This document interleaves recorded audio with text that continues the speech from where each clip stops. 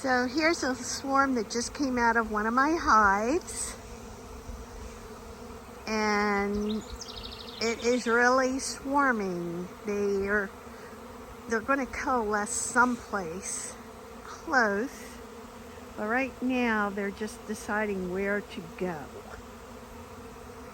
And when they land, I'll try to catch them and put them in a new hive.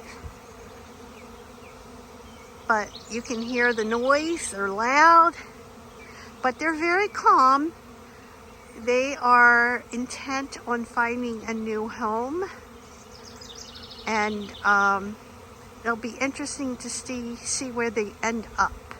In one of these trees hanging from a branch, I hope.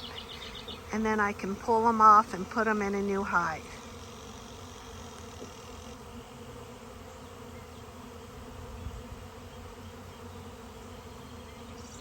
So it's probably like 4,000 or 5,000 bees at least.